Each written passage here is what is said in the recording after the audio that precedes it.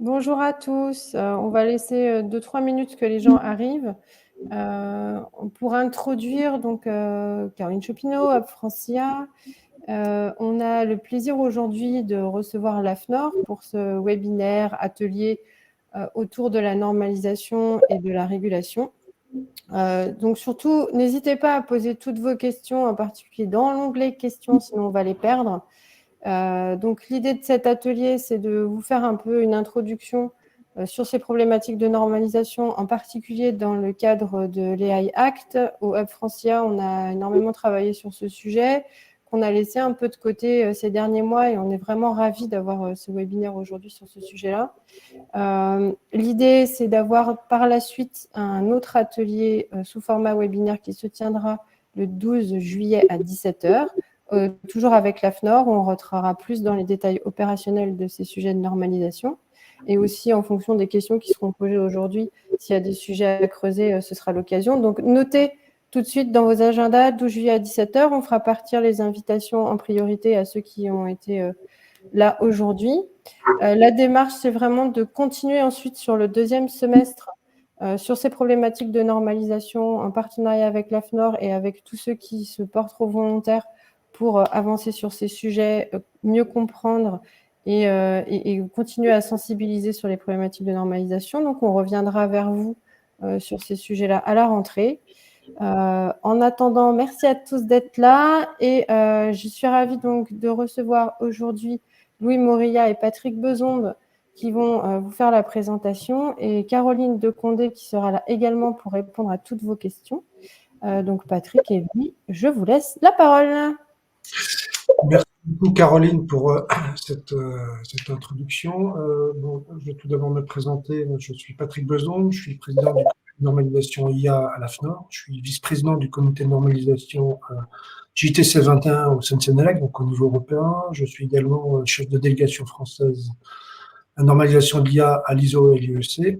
Et puis j'accompagne l'AFNOR et le SGPI d'ailleurs dans la construction d'une stratégie de normalisation IA française, qui doit se décliner au niveau européen.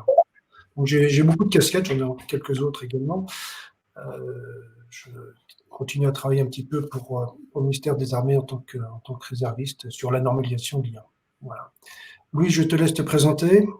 Oui, pour ma part, Louis Morilla, je suis chargé de mission à l'AFNOR sur l'intelligence artificielle pour un projet qui s'appelle le Grand Défi IA, donc qui est un peu le cadre de notre présence ici et qui vise à mettre en place un environnement normatif pour une IA de confiance. Et pour ça, on a mis un certain nombre d'actions en place et on lance à partir d'aujourd'hui un cycle de conférences et d'ateliers pour sensibiliser les différents acteurs impliqués sur la normalisation de l'IA en lien avec la régulation qui arrive. Caroline, tu veux te présenter peut-être ? Oui, je vais me présenter rapidement. Alors, Caroline Decondé, je suis responsable du pôle numérique au sein d'AFNOR Normalisation. Alors, on accompagne au quotidien les acteurs français dans l'élaboration des normes volontaires sur l'ensemble des sujets du numérique, dont l'intelligence artificielle, qui effectivement présente des enjeux très importants et qui connaît une très forte activité en ce moment. Et par ailleurs, je suis responsable du projet Grand Défi Normalisation en intelligence artificielle pour AFNOR. Voilà, donc merci beaucoup de cette opportunité, effectivement, de vous présenter les enjeux de la réglementation et de la normalisation. Merci beaucoup, Caroline. Donc, une petite introduction. Pourquoi normalisation et régulation ? Alors, en France, on a un petit tropisme, on aime beaucoup la loi, on aime aussi ne pas la détester, mais la normalisation, c'est souvent l'angle mort des stratégies industrielles. Or, aujourd'hui, les temps changent, la normalisation, et vous allez probablement, je l'espère tout du moins, le découvrir au cours de notre présentation, la normalisation devient stratégique. Alors, c'est pas moi qui le dis, c'est aussi la Commission européenne, c'est Thierry Breton, le commissaire européen français, qui dit clairement, la normalisation est stratégique pour l'économie, pour les entreprises. Et malheureusement, en Europe et beaucoup en France, on s'est pendant très longtemps désintéressé de la norme, à tel point que en fait, la norme internationale et européenne est souvent faite par d'autres que des Européens, il faut en être conscient. Voilà. pourquoi encore plus stratégique aujourd'hui, c'est que en matière d'IA, on rentre dans un monde qui va être très régulé en Europe. Il y aura une régulation d'IA et la norme va accompagner cette régulation, et à tel point que la norme est qualifiée de quasi-régulation par certains. Donc vous vous êtes intéressé certainement, vous êtes beaucoup intéressé, je pense, au draft, au projet des AI Act. Hein. Vous y avez sûrement passé beaucoup de temps. Certaines des questions que vous vous posez vont être, les réponses de ces questions seront dans la norme. Et cette norme, elle est à notre main, c'est-à-dire c'est à nous de la rédiger. Donc il faut absolument comprendre ce lien entre normalisation et régulation sur ces sujets stratégiques. Voilà, je pense qu'on va pouvoir passer à la planche suivante. Et Louis, je te... C'est ça. Bah, justement, c'est parce que la normalisation de l'IA est stratégique que le gouvernement a décidé de doter son grand défi intelligence artificielle d'un pilier normatif. Il y a 3 piliers. Un premier pilier industriel avec le consortium Confiance AI que vous connaissez sûrement. Un deuxième pilier sur l'homologation et un troisième pilier donc sur la norme, le fait de construire un environnement normatif pour une IA de confiance. Pour ce pilier donc, dont l'AFNOR a la charge, on a mis en place un certain nombre d'actions. Donc, premièrement, on a fait toute une cartographie des normes existantes pour voir les différents besoins, ce qui est déjà couvert par des normes, comment on peut penser une architecture et une articulation. Puis suite à ça, on a consulté un grand nombre d'acteurs de l'IA français, mais aussi un peu européens, 260 acteurs, pour recueillir leurs besoins et leur vision de la normalisation et de manière plus générale du futur de l'IA. Et ça nous a permis de mettre en place une feuille de route stratégique, dont on va vous parler d'ailleurs pendant l'heure qui vient.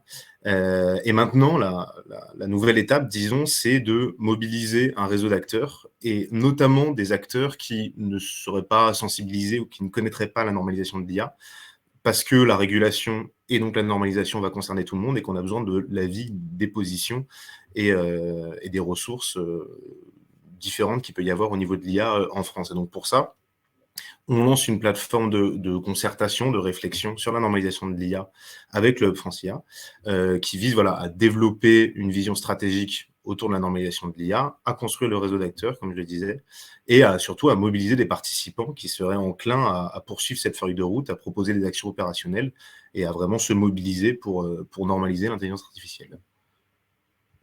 Donc Patrick, je te laisse peut-être sur le cadre européen rappeler.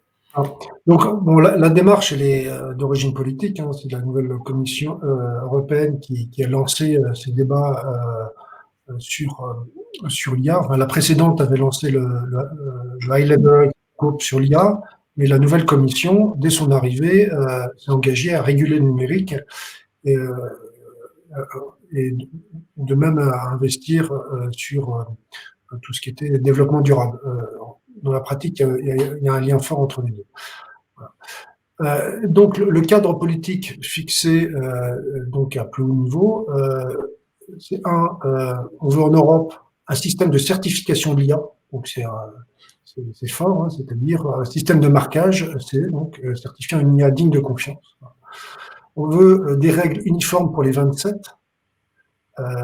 On veut, bien entendu, avoir une approche horizontale. Alors ça, c'est extrêmement structurant, c'est-à-dire que aujourd'hui, il y a beaucoup de domaines qui pensent pouvoir rester dans leur silo et réguler l'IA dans leur silo. Ça n'a pas été jugé judicieux pour plein de raisons, on va en discuter, par la Commission européenne. Voilà. Et donc, l'idée, c'est d'avoir une approche horizontale la plus forte possible, sur laquelle il y aurait des spécificités sectorielles. Et puis, bien entendu, l'idée, c'est quand même pas de freiner l'innovation en Europe. L'idée principale de la régulation de l'IA, c'est de protéger les citoyens européens, pas que d'ailleurs dans la dimension, ce qu'on appelle safety security, mais également protéger les droits de l'homme, les principes et les valeurs européennes. Et donc, pour ce faire, l'idée sous-jacente, c'est d'avoir une approche basée par les risques, c'est-à-dire que chaque application devra faire l'objet d'une analyse de risque, voilà, pour identifier s'il y a un risque donc sur les principes et la sécurité de l'utilisation de l'IA en Europe. Donc, bon, cette planche, vous la connaissez probablement, c'est la Commission européenne a identifié 4 niveaux de risque. Les risques dits inacceptables, donc prohibés. On va faire un petit commentaire sur le premier, la manipulation des comportements. Dans la pratique, ça ne pourra pas être prohibé parce qu'il y en a partout. Enfin, bon, l'idée est là. L'AI Act en lui-même focalise beaucoup sur le haut risque. Voilà, donc, infrastructures critiques, services publics, privés, essentiels, santé, justice, mais atteinte aux valeurs et principes européens. Là, pour l'examen de conformité de ces systèmes, c'est pas si clair que ça. Il y aura probablement des organismes notifiés, donc des organismes de certification. Il pourrait peut-être y avoir également la place pour ce que ça s'appelle une auto-certification. C'est pas si clair que ça. On verra probablement ce qu'il en est dans la dernière version du projet de directive. Et puis, il y a deux autres niveaux de risque, hein, le faible risque, le risque minimum, où là, finalement, les développeurs et les utilisateurs sont encouragés à avoir de labels, d'utiliser des labels pour certifier que leur IA font les choses proprement. Donc là, rien de nouveau. Je vais peut-être passer à la planche suivante. Justement, c'est comment se positionne la normalisation donc, dans cette architecture de la réglementation sur l'IA. Donc, vous avez bien vu que ce sont les systèmes à haut risque, donc de niveau 3, qui concentrent toute l'attention avec ce fameux examen de conformité. Examen de conformité qui s'appuiera sur des normes, donc des normes dites harmonisées. Alors justement, comment fonctionne l'articulation entre la réglementation et la normalisation, vu que les deux sont liés sur ce sujet de l'IA. Donc la Commission européenne développe la réglementation sur l'IA que vous voyez en haut à droite.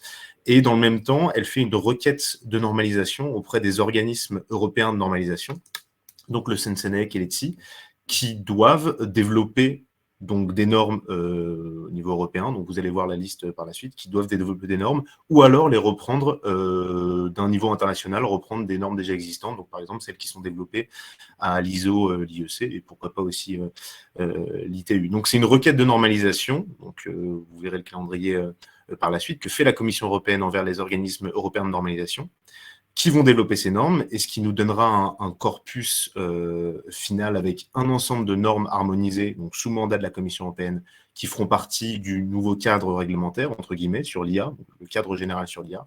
Mais évidemment que les organisations européennes de normalisation vont aussi développer des normes classiques, on appelle ça des normes volontaires, sur les autres pans de l'IA qui ne sont pas adressés par la requête de la Commission européenne. Et on peut imaginer aussi tout un tas de normes volontaires et des codes de conduite pour les niveaux 1 et 2, donc sur la planche précédente, les niveaux à faible risque et à risque minimum. Donc sur l'IA et dans la réglementation sur l'IA, les normes ont une place prépondérante puisqu'il y a une requête explicite de la Commission européenne pour mettre en place des normes mais qui soutiendront l'AI. Donc ce sont en fait les exigences techniques de la réglementation, parce que vous savez que la réglementation a toujours un cadre un peu général. Là, ce sont vraiment les exigences techniques qui préciseront, par exemple, sur la confiance, voilà, si une IA doit être transparente, qu'est-ce que c'est transparent? Il faudra le définir de manière très précise, avec des exigences très précises, et ça, c'est le rôle des normes. Peut-être revenir juste un petit peu en arrière, Louis, je vais apporter quelques compléments. Donc, ces normes, enfin, la Commission européenne a envoyé il y a quelques semaines un brouillon, si je puis dire, un projet de demande de normalisation. Donc on a déjà une petite idée des besoins.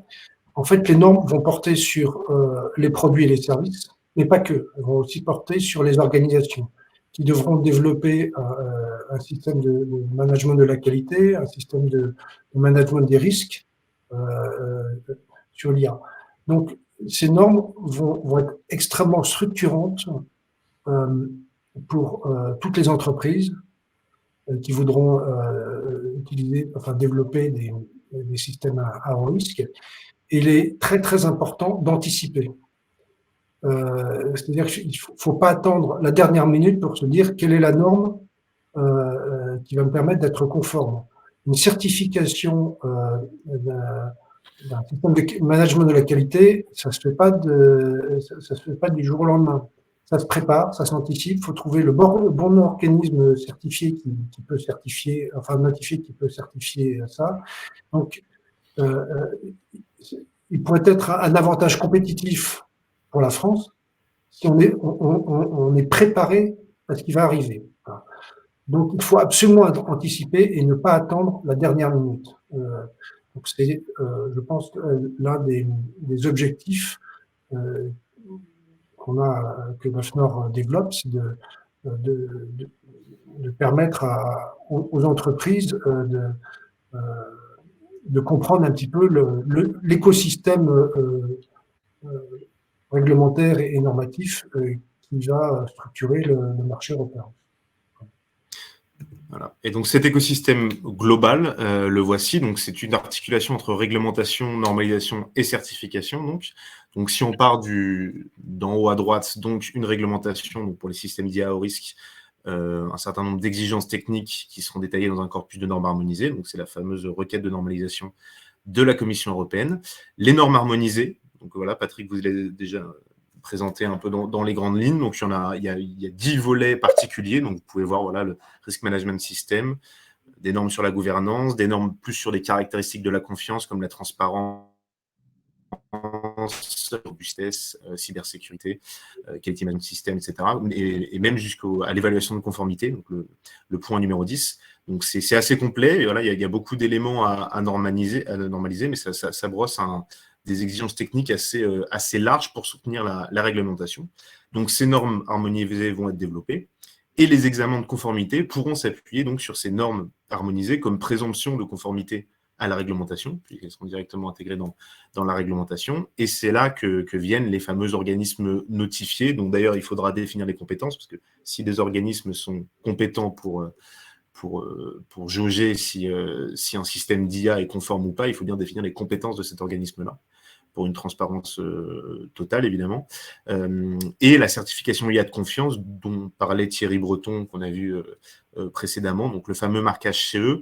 On attend encore de voir plus de détails et plus de précision sur ce marquage et sur l'architecture de la certification, qui n'est pas encore forcément très, très claire et qui est un vrai sujet de travail de notre côté, puisque voilà, les systèmes d'IA au risque pourront faire l'objet d'un marquage IA de confiance de la part de l'Union européenne.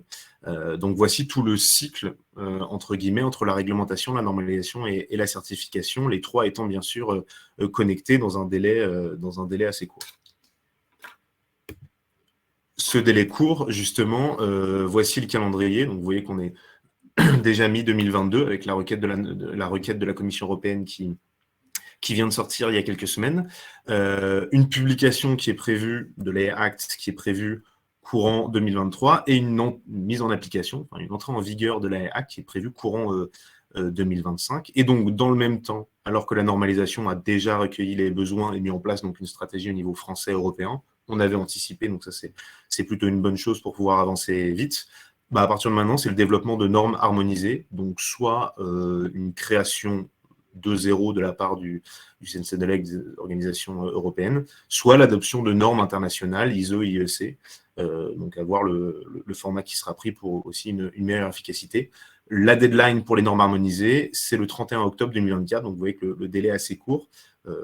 Pour vous faire une idée, une norme classique met à peu près 3 ans pour être développée, donc vous voyez bien qu'on est en dessous des 3 ans, donc il va falloir aller vite, et c'est pour ça que tout le monde est sur le pont pour pouvoir faire ces fameuses normes harmonisées. Et dans le même temps, la certification, donc, il y aura un délai peut-être encore plus court, puisque cette certification, les différents référentiels, donc encore une fois, à voir comment cela s'articule, doivent se positionner sur les normes harmonisées, et eux ont vraiment un délai très très court avant l'entrée, avant la mise en application de l'AI Act. Donc vous pouvez le voir, c'est assez rapide. Peut-être qu'il y aura des évolutions temporelles, mais en tout cas, on voit que les délais sont extrêmement courts, tant pour la normalisation que la certification. Alors, pour faire un point sur la normalisation de manière un peu plus globale, donc si vous ne connaissez pas forcément le sujet, donc les commissions de normalisation qui élaborent les normes sont composées on appelle ça des experts, donc qui proviennent d'entreprises, d'ONG, d'institutions publiques, de laboratoires, etc., de tout un tas d'organisations. Donc, ces différents experts qui vont élaborer des normes au niveau national, donc à l'AFNOR ou dans des bureaux de normalisation sectoriels. Et l'AFNOR conduit une délégation au niveau européen et au niveau international. Donc, au niveau européen avec ses homologues européens, donc le DIN, par exemple, l'Allemagne, le BSI de Grande-Bretagne qui fait partie de l'Organisation européenne de normalisation, les autres pays européens, et au niveau international, évidemment, avec l'ANSI pour les États-Unis ou le SAC pour la Chine. Donc voilà, la France, via l'AFNOR, a une délégation au niveau européen pour élaborer les normes au niveau européen, et au niveau international également, pour vous faire une idée du fonctionnement un peu de ces organismes européens et internationaux. C'est globalement une voix par pays, sauf pour le niveau européen où il y a des sortes de compensations. Mais c'est un fonctionnement extrêmement horizontal entre les différents pays et pour lesquels il faut pousser évidemment les intérêts français. Donc ce que vous voyez sous les yeux, c'est disons l'architecture générale de la normalisation. Il existe aussi des initiatives sectorielles, puisque certains domaines ont des filières puissantes, ont aussi une histoire parfois longue qui leur a permis d'élaborer des normes très spécifiques.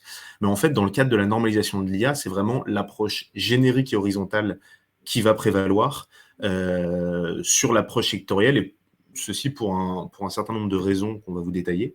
Donc cette approche horizontale, elle s'imposera d'elle-même pour la normalisation de l'IA. Tout d'abord, parce que c'est la position de la Commission européenne, donc c'est ce que rappelait Patrick au début de notre webinaire. Donc, noir sur blanc, c'est ce que dit la Commission européenne, d'adopter une approche horizontale, puisque c'est une technologie à vocation transversale, il faut des règles horizontales.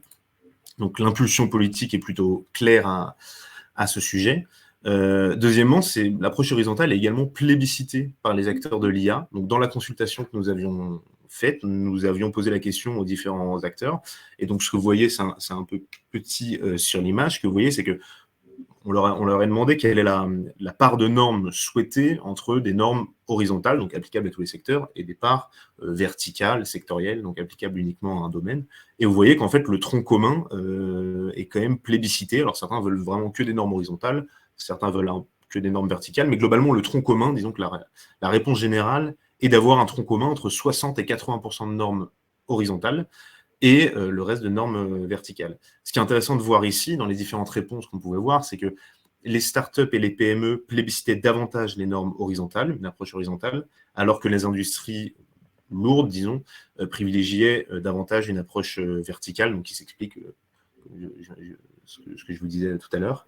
On peut observer aussi que les entreprises du numérique favorisent, de par leur transversalité, favorisent une approche horizontale. À noter cependant que on n'a pas à choisir entre soit l'un, soit l'autre, dans le sens où certaines initiatives sectorielles sont reprises au niveau horizontal, tout simplement. Parce qu'il y a beaucoup d'actions qui sont déjà développées au niveau sectoriel, donc elles sont juste reprises au niveau horizontal, elles sont homogénéisées, disons, donc ça permet de mobiliser toutes les ressources qui ont déjà été produites. Et enfin, le dernier argument pour une approche horizontale, eh bien, c'est la pertinence technologique, tout simplement en matière d'interopérabilité entre les différents écosystèmes. Alors, on prend souvent l'exemple de la voiture autonome pour témoigner de l'interopérabilité entre les différentes technologies qu'elle contient. Donc, il peut y avoir de l'IA, la 5G, toutes les connectiques, etc. En plus des normes automobiles de la voiture en elle-même. Et en fait, c'est la même chose pour l'écosystème fonctionnel dans une optique de Smart City. Eh bien, tout ce qui est énergie, mobilité, Industrie 4.0, etc. Eh bien, il y a une nécessité d'interopérabilité pour un bon fonctionnement, notamment. Voilà. Et donc là, cette interopérabilité et ces normes horizontales, elles peuvent tout d'abord se caractériser par un socle commun, comme la terminologie, des grandes caractéristiques de sécurité, d'explicabilité, etc. Et puis après, en fonction des secteurs, il peut y avoir des déclinaisons verticales qui permettent d'avoir une vision plus précise. J'essaie de tourner. Ah, carrément, c'est bon. Donc, ces travaux horizontaux qui sont mis en place au niveau du CNCNEC et de l'ISO, alors pour vous expliquer de manière très concrète ce que font les organismes de normalisation. Donc, au niveau français, avec l'AFNOR, donc la commission de normalisation sur l'intelligence artificielle que préside Patrick. Cette commission fait un suivi des travaux européens et internationaux, donc, au niveau du CNCNELEC et l'ISO. La commission prépare aussi des positions françaises, met en place des stratégies et propose des sujets en fonction des intérêts des acteurs français. Au niveau du CNCNELEC, donc c'est un comité qui a été lancé il y a quelques années, donc c'est assez récent. Et donc je vous laisse dérouler les différents groupes de travail qui sont déjà présents. Alors pour une information purement terminologique, donc vous avez les technical committees qui sont les groupes intelligence artificielle au CNCNELEC et à l'ISO, et les working groups sont les groupes où sont élaborées les normes. Donc ce sont vraiment les groupes de travail qui permettent d'élaborer les différentes normes. Et ce que vous voyez, AHW, A2 groupes, ce sont des groupes de réflexion en amont d'une création de normes.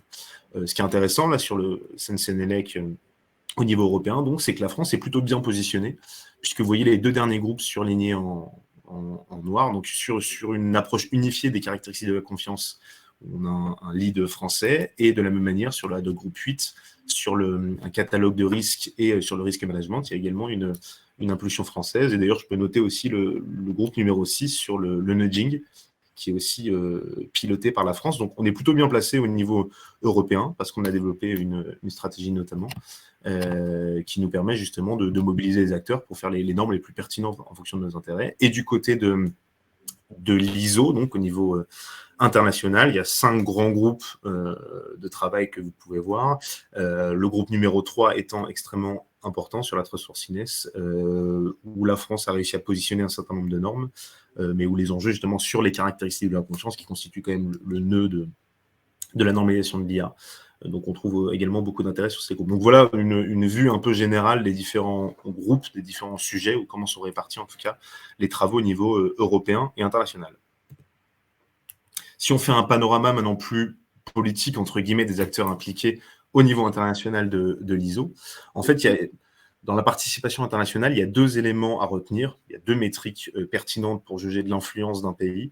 C'est la présidence d'un working group, puisque le président du working group, évidemment, va orienter l'élaboration des normes. Alors, il n'a pas plus de pouvoir que les autres, mais forcément, il a un rôle de pilotage, donc il a peut-être une voix qui porte de manière assez importante. Donc, les présidences de working group. Alors, sans trop de surprise, vous voyez les États-Unis, le Canada, Royaume-Uni, Allemagne, France, Chine, Japon. Donc, c'est un peu il n'y a pas trop de surprise sur le nom des pays.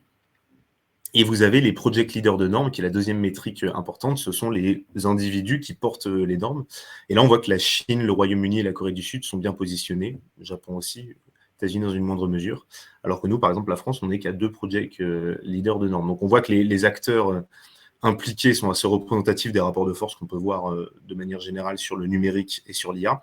Juste peut-être 2 choses à retenir sur l'influence donc des différents pays. C'est que rien ne sert d'être beaucoup à participer. Alors, c'est mieux si on est beaucoup, évidemment, mais c'est pas tant la taille et le nombre de personnes impliquées qui comptent, c'est surtout, je dirais, l'efficience de la participation, le fait de cibler les travaux pertinents, de porter des projets de normes pour pouvoir avancer, parce qu'au final, les normes sont élaborées par un nombre assez restreint de personnes. Donc, si on en fait partie, évidemment, on a une influence particulière. Et le 2e point, c'est l'importance d'avoir une stratégie pour pouvoir cibler les domaines de normalisation qui correspondent à nos forces et à nos intérêts, pour pouvoir agir de manière beaucoup plus efficace. Et c'est pour cette raison que, du côté français, on a mis en place une stratégie de normalisation française, donc applicable et déclinable au niveau européen. Oui, alors je vais reprendre un petit peu la parole. Une stratégie normative, c'est effectivement indispensable. Et il se trouve qu'il y a à peu près 1 an, on a fait le point sur, alors pas qu'en interne AFNOR, mais au niveau européen, sur le nombre de normes qui étaient en train d'être développées sur l'IA. Alors pas que dans l'ISO, IEC, mais enfin dans tous les organismes qui prétendent faire de la normalisation. On est arrivé à 250 documents, et je pense qu'on en a beaucoup oublié. Et ça, c'est que le début. Donc, on sont arrivés à un déluge normatif parce que toute organisation de normalisation qui se respecte se doit comprendre que l'IA va être important, va être structurante, et donc tout le monde va en faire. Alors, c'est pas forcément très judicieux parce que finalement, les ressources humaines, les experts qui peuvent faire de la normalisation, ils sont quand même pas si nombreux que ça. Et s'ils sont très très bons, généralement, ils sont pris sur la partie, sur des vrais projets. Ils s'investissent normalement un peu moins sur la normalisation. Donc, on voit arriver un déluge normatif et on peut pas être partout. Et donc, il faut absolument avoir une stratégie, c'est-à-dire comprendre ce qui est important.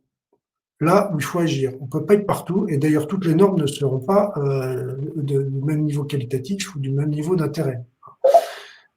Et cette approche stratégique qui consiste à avoir une approche top-down, qu'est-ce qui est important, qu'est-ce qui va vraiment nous impacter, qu'est-ce qui va vraiment nous servir, qu'est-ce qui peut nous desservir aussi, bien c'est un gros travail de réflexion qu'on a lancé il y a un peu plus d'1 an, et qui aboutit voilà, à une feuille de route française en 6 points. Alors, j'ai anticipé un petit peu sur la conclusion, vous me dire, une feuille de route française, super, enfin, la France ne va pas tout changer, mais en fait, cette feuille de route française, on est en train de la pousser au niveau européen, on en décline certaines actions au niveau international. Donc cette feuille de route française, cette réflexion française, finalement, elle percole un petit peu au niveau européen.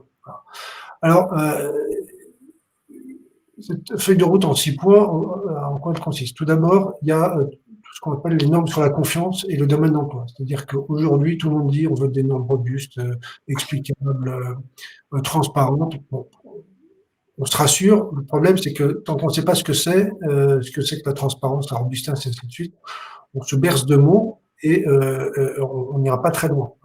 Donc, en fait, il faut des normes pour expliquer exactement ce que c'est et surtout quelles sont les spécifications techniques, les exigences techniques et comment on les vérifie.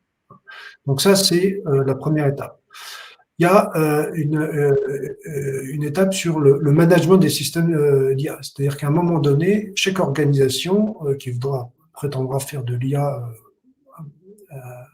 à haut risque devra mettre en place un système de management pour gérer ses compétences, gérer ses risques, gérer la qualité des données, la qualité de l'IA.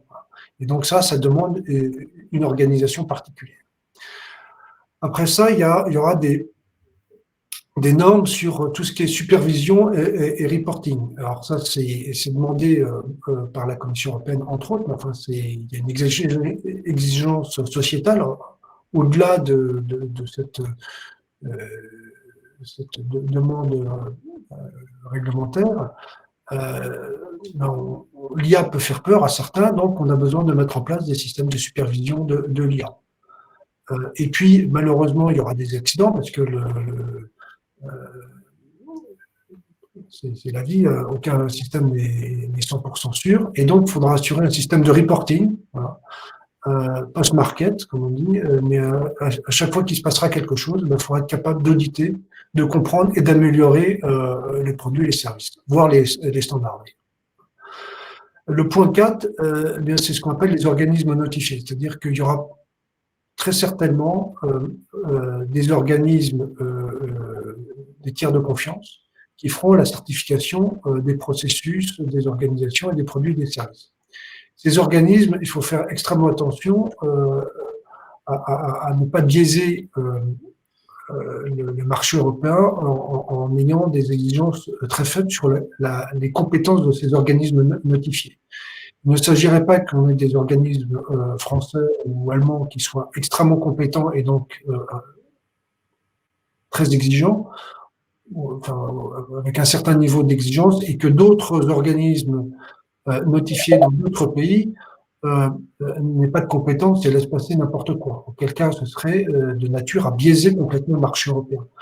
Et donc, il va falloir, dans notre intérêt, l'intérêt français, s'assurer que il y a un minimum d'exigence sur les organismes de certification. Le point 5, c'est peut-être un tout petit peu plus prospectif, quoique on voit qu'il y a beaucoup de travail, pas encore dans le milieu de la normalisation, il y a beaucoup de travail chez certains grands industriels sur tout ce qui est outils d'ingénierie liés à au système à base d'IA. Outil d'ingénierie, ça veut dire des processus automatisés, ça veut dire beaucoup un recours à la simulation, aux modélisations d'environnement et à la gestion finalement des exigences et l'ensemble pouvant, s'il est bien conçu, faire un ensemble cohérent et où toutes les tâches peuvent s'enchaîner relativement de façon relativement automatisée.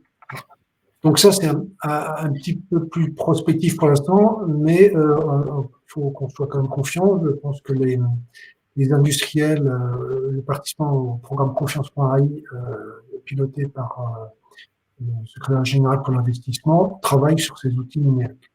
On n'en est pas encore à faire de la standardisation sur ces outils numériques, mais on y réfléchit. Et puis le 6e point, qui à mon avis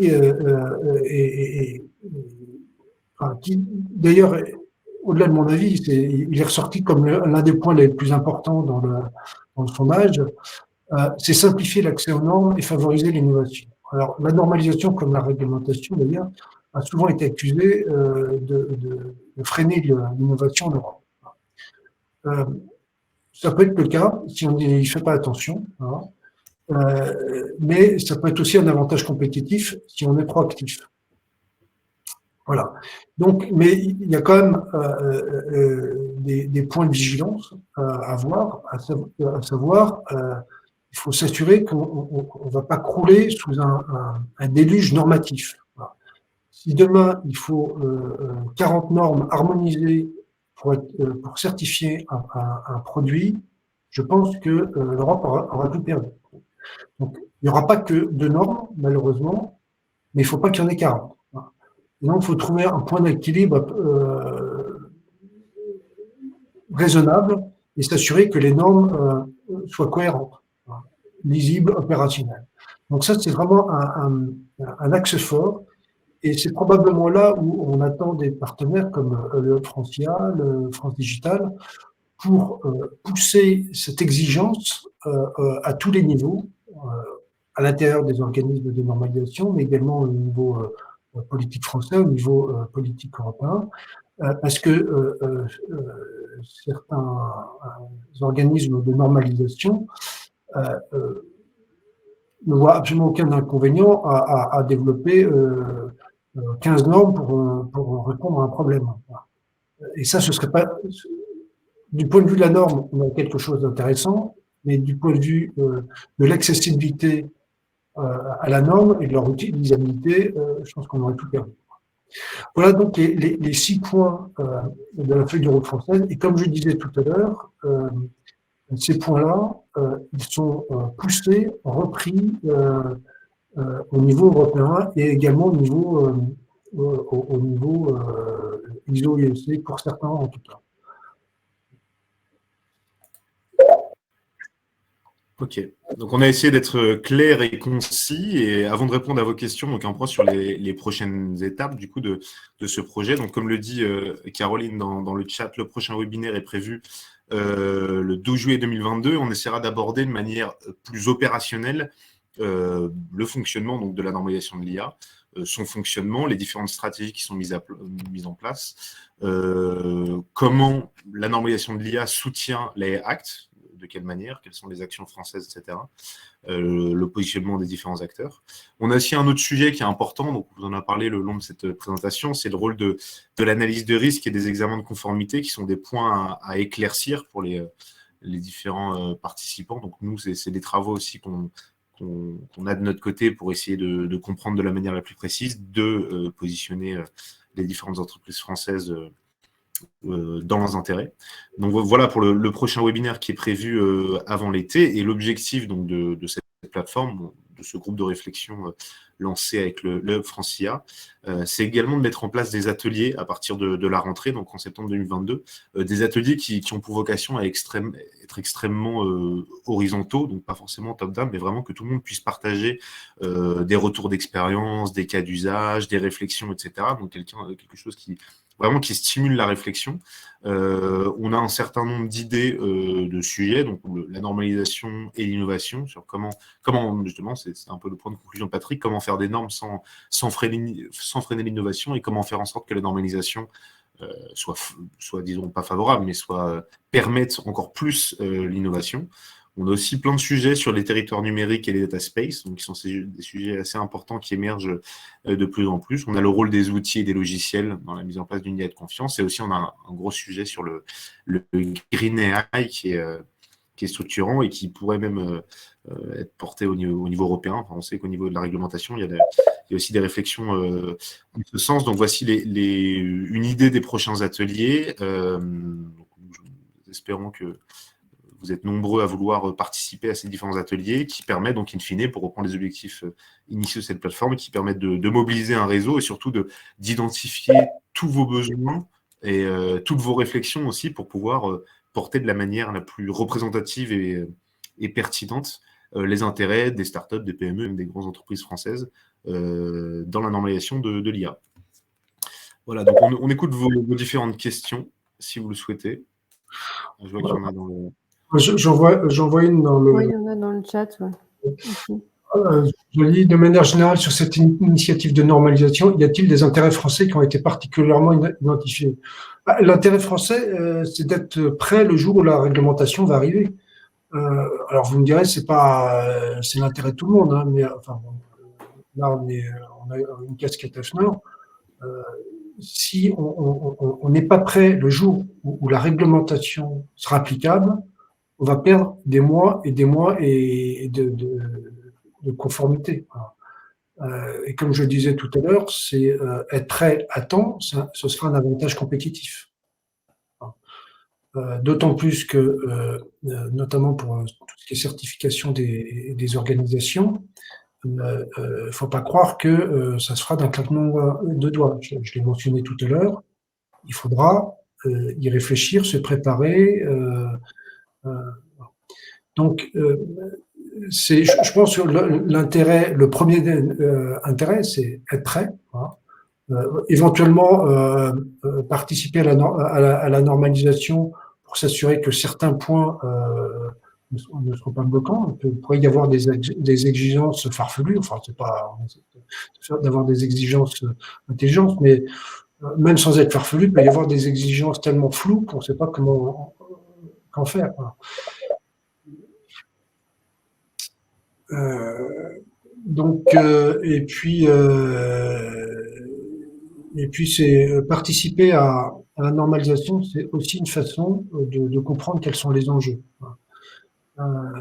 techniques de demain et se préparer. Est-ce qu'il y a... Il y a des questions aussi sur les modalités de participation aux ateliers de septembre. Je vois pas mal de questions. Ouais. Alors ça, c'est très organisationnel. Donc là, on est en train de mettre en place ça avec l'AFNOR. Et puis, donc déjà, vous pouvez vous manifester, soit auprès de Louis ou moi. Et du Hub, voilà, on peut noter déjà ceux qui sont motivés pour participer. Du coup, on vous mettra directement dans la boucle quand on aura identifié les dates et les sujets. Donc ça se mettra en place pendant l'été. Et à la rentrée, on pourra lancer ça. Donc on n'a pas encore les dates, ni le planning, ni rien. Mais l'idée est là. Donc levez la main, dites OK, c'est bon, envoyez un mail et puis on vous note et on revient vers vous. Ouais.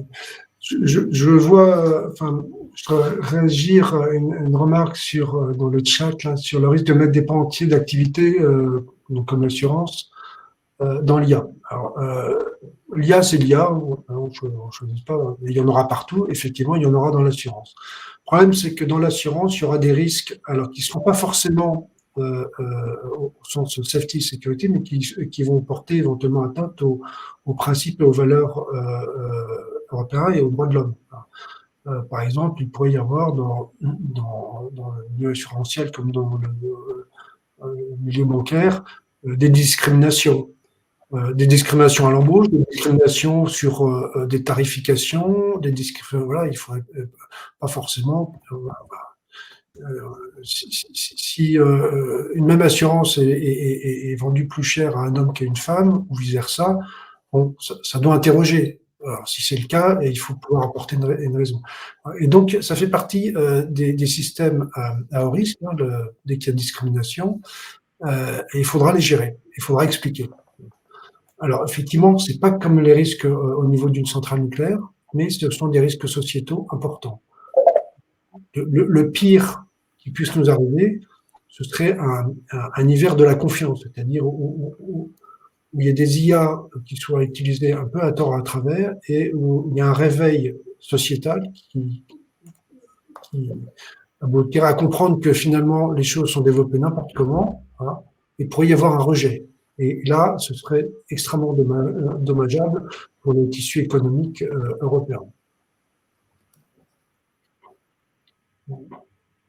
Alors, je ne sais pas si... Il y avait des questions sur les... Je vois des questions sur... Vas-y. Ouais, non, je vois une question sur, notamment là, dans Henri Perret, sur l'articulation entre la normalisation et les différentes régulations comme Data Act et Data Governance Act. Ce qui me gêne, c'est qu'on croit que la normalisation de l'IA soit indépendante d'autres régulations. Et avec aussi un ajout sur le fait que les risques sociétaux et les notions d'éthique évoluent avec le temps. Donc, comment adapter justement l'argumentation et la normalisation au regard de ces évolutions sociétales. Alors, excusez-moi, je les prends peut-être pas forcément dans le bon ordre. Bon, effectivement, la normalisation de l'IA n'est pas si indépendante que ça des autres réglementations. Alors, effectivement, la Commission européenne a décomposé la régulation du numérique en plusieurs morceaux, parce que bon, tout prendre d'un coup, c'est un petit peu gros. Donc, effectivement, il y a le Data Act, le Data Governance Act, il y a l'AI Act, puis il y en a quelques autres. Celui qui est le plus structuré, enfin, ils sont tous importants, mais c'est l'AI Act qui va probablement mobiliser le plus la normalisation. Parce que dans les AI Act, on manipule des concepts qui sont très techniques. Et donc, quand on dit l'IA doit être robuste, il y a un concept politique, hein, sociétal, on veut tous une IA robuste, mais décrire exactement ce que c'est que la robustesse, techniquement, c'est un acte technique. Personnellement, j'ai regardé les autres directives, je trouve qu'il y a une certaine cohérence, une certaine logique. Donc, on va faire confiance à la Commission européenne pour faire en sorte que tout ça soit cohérent. Est-ce qu'il y a d'autres questions? La partie open source. Alors, oui, l'open source dans l'IA et dans l'IA à haut risque, c'est un sujet à part entière. La question qui se pose, c'est comment certifier, enfin quelqu'un, un développeur qui va reprendre des composants en open, enfin, en open source, d'une certaine façon, il faudrait quand même qu'il ait confiance dans ce qui a été développé en open. Il devra le certifier. Et donc, il y a toute une problématique, et même sur l'open source, hein, c'est pas parce que c'est open que c'est safe, hein, ou que c'est adapté à certaines applications. Donc, même le monde open va être confronté à cette exigence de confiance dans les produits. Et cette confiance, elle devra être aussi bien dans les données, parce que demain, il y aura des bourses de données qui vont se développer, hein, des data exchange, enfin, il y a des stock exchange, demain il y aura des data exchange, un marché de données. Donc il faudra avoir confiance dans les données, mais il faudra également avoir confiance dans les modules d'IA qui vont être échangés en open service. Il y a une question également sur effectivement le contrôle, en termes de contrôle des organisations. Ça, c'est tout l'enjeu des organismes notifiés qui vont garantir la présomption de conformité des produits en circulation en Europe, donc qui seront marqués CE pour les produits à haut risque. Donc, ces organismes notifiés vont être chargés d'évaluer la conformité des produits aux exigences essentielles de la réglementation et des normes harmonisées. Donc, c'est comme ça que les organisations, on va dire, qui vont mettre des produits et des services d'IA à haut risque en Europe en circulation vont être contrôlés. Je ne sais pas si ça répond à votre question. Donc, il y a tout un processus, effectivement, d'évaluation de ces organismes notifiés pour s'assurer qu'effectivement, ils sont habilités à évaluer des systèmes d'IA par rapport à d'autres organismes qui ne le seraient pas, puisque ça, effectivement, ça va entraîner des enjeux importants pour les produits, puisque là, on parle vraiment de l'accès au marché en Europe. C'est-à-dire que si les produits ne sont pas conformes aux normes, ils n'auront pas d'accès en Europe. Ça, c'est très important de le comprendre. On parle d'accès au marché, et puis on parle après, effectivement, de la confiance des produits et de tout l'export après des produits qui seront marqués CE. Il y a aussi tous les enjeux d'exportation au-delà de l'Europe également qui sont très importants. Alors, effectivement, il y a des contrôles prévus. Hein, ouais. Effectivement, on vérifie que les normes sont appliquées, c'est indispensable, mais les normes, c'est pas que les normes, parce que les normes ont une présomption de conformité à la réglementation. Donc, une entreprise qui s'amuse à proposer des choses qui ne sont pas conformes à la réglementation d'une certaine façon, peut s'exposer quand même à quelques problèmes. Et oui, donc, tout à fait. Voilà, donc pour répondre à la question, la dernière remarque de Clémentine, il faut effectivement une conformité avant la vente du produit. C'est pas après. Alors après ça, il y aura peut-être des contrôles. Hein, parce que... En fait, c'est vraiment un processus de compliance et d'accès au marché. Donc c'est peut-être nouveau parce que, enfin, de mémoire, il y a pas. Il y a toute une, il y a des normes harmonisées pour les appareils radioélectroniques à l'ETSI, donc il y a toute une réglementation RED derrière, mais pour le reste des domaines du numérique, c'est quand même assez nouveau, qui est donc une réglementation vraiment stratégique réfléchie par la Commission européenne et des normes qui arrivent en appui, harmonisées, donc qui vont vraiment garantir l'accès au marché. Donc, c'est quand même très nouveau. Donc, c'est juste un processus aussi dans l'élaboration des produits d'IA, des services d'IA. Il va falloir les prendre en compte dans la stratégie des entreprises pour garantir l'accès au marché et aussi être en avance de phase en termes de vente par rapport à des concurrents. Donc, la Commission européenne, l'Europe nous offre un écosystème stable, de confiance, qui va permettre de pouvoir vendre des produits. Et je pense que c'est un avantage stratégique si on l'intègre dès le début dans l'élaboration du produit. Ça permettra aux entreprises de vendre plus vite leurs produits d'intelligence artificielle et de les vendre dans un environnement favorisé en Europe. Enfin, je pense que c'est l'objectif de la Commission européenne.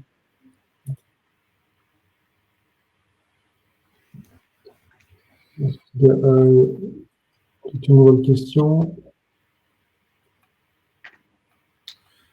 Il y a des questions sur le domaine de la santé et de la justice. Est-ce que ces domaines seront couverts? Alors, oui, l'idée de la norme horizontale, c'est de répondre à, je dirais, 70-80% des besoins. C'est-à-dire que, encore une fois, l'IA, c'est fondamentalement des mathématiques et des statistiques. Donc, il n'y a pas des mathématiques de la santé, des mathématiques de la justice. Des mathématiques, alors il y a peut-être des solutions qui sont plus adaptées à un milieu qu'à un autre, mais il y a un tronc commun significatif, à commencer par la terminologie, les concepts. À ce titre-là, j'attire votre attention sur le fait que l'ISO va publier dans quelques semaines un référentiel terminologique autour de l'IA. hein, que ce référentiel terminologique va être repris au niveau normalisation européenne et que ce référentiel terminologique fera probablement partie de ce qu'on appelle les normes harmonisées, c'est-à-dire qu'elles s'imposeront à tous les pays de l'Union européenne.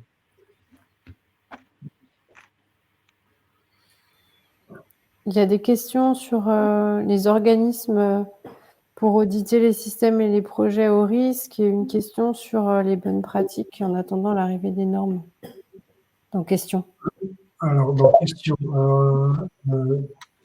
j'ai l'impression que je ne les ai pas toutes. Je suis un peu surpris. Tu scrolles vers le bas, vers le haut. Ah, vers le haut. Ah oui, c'est bon. Parce que je n'ai pas regardé en haut. Alors, aujourd'hui, est-ce qu'il y a un processus, un organisme pour définir, auditer les systèmes? Il y a plusieurs difficultés. Comme on l'a évoqué tout à l'heure, d'abord, pour qu'il y ait un organisme de certification, il faut qu'il soit accrédité. Et pour qu'il soit accrédité, il faut qu'il y ait un référentiel de compétences. Aujourd'hui, il n'y a pas de référentiel de compétences. Bon, ça ne veut pas dire que certains organismes de certification, futurs organismes de certification, ne sont pas en train de construire leurs compétences. C'est le cas du LNE, par exemple. Mais enfin, les compétences, ça prend un petit peu de temps à se développer. Donc, le premier problème, c'est faut déjà un organisme qui a des compétences et qui soit accrédité. Le deuxième problème, c'est que pour auditer les systèmes, ou les organisations d'ailleurs, il faut un référentiel normatif. Or, ce référentiel normatif, il n'existe pas encore aujourd'hui. C'est l'objet des travaux qui ont lieu au niveau européen et au niveau international. Je pense qu'on aura l'occasion de réévoquer ça le 12 juillet avec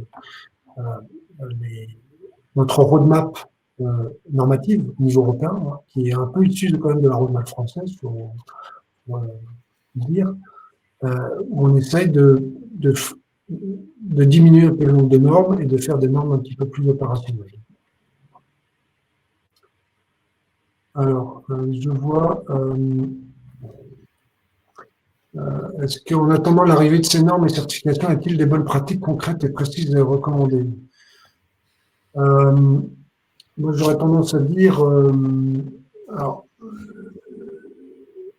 déjà, la première des bonnes pratiques, c'est d'utiliser la bonne terminologie. Ça, c'est pour faire très rapidement.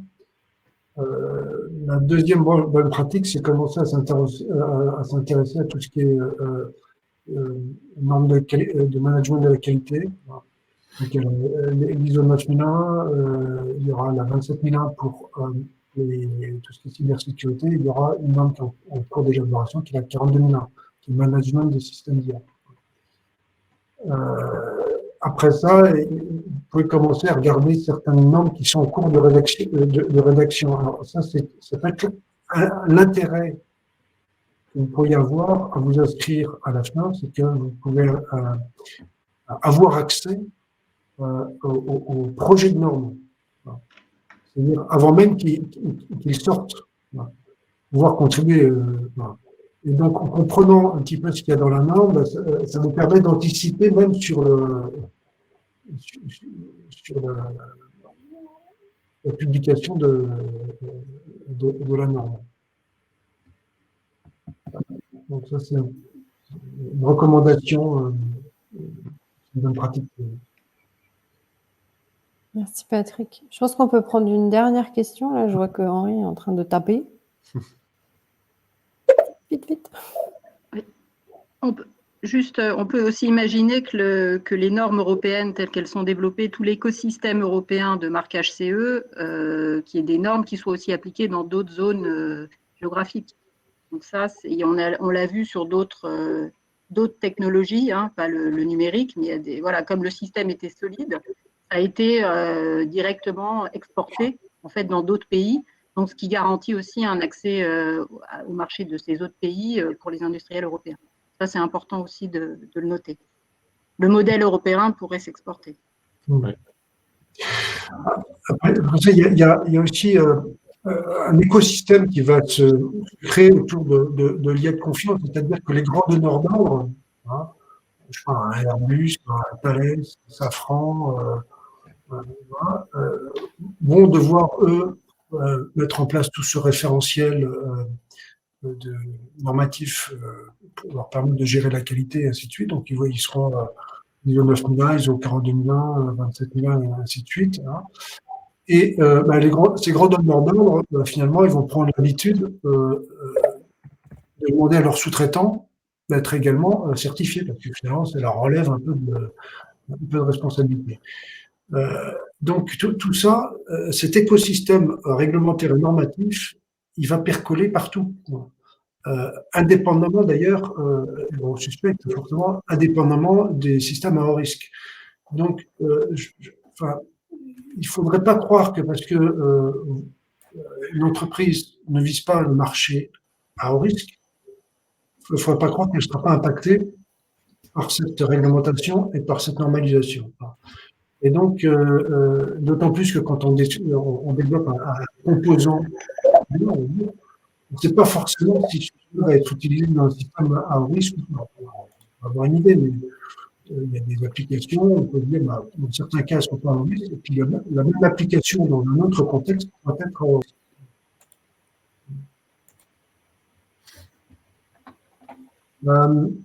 Je vois une dernière remarque sur le fait qu'Airbus et autres vont travailler sur la robustesse. C'est pas ils vont, c'est le travail déjà. Donc, ils vont contribuer à la normalisation. Et effectivement, dans Confiance.ai, ce programme piloté par le SGPI, il manque certains acteurs du monde de la finance. Éventuellement, d'ailleurs, on peut vous mettre en contact avec des acteurs de la finance ici, on peut vous mettre en contact avec ce consortium, qui est un consortium industriel. Super. Bon, je pense qu'on a un peu débordé. On va arrêter là. De toute façon, on se retrouve le 12 juillet à 17h. On fera parvenir les invitations à tous ceux qui étaient présents aujourd'hui. N'hésitez pas, si vous avez des questions, contactez Louis, Patrick ou Caroline, ou moi-même. Mais moi, je ne peux pas répondre sur la partie normalisation, mais je peux vous noter quelque part comme étant intéressé pour la suite. Merci beaucoup au Hub Francia de nous avoir donné l'opportunité de présenter l'écosystème et l'importance des normes harmonisées. Merci beaucoup, Caroline. De rien, avec grand plaisir. Et à très vite pour la suite. Au 12 juillet.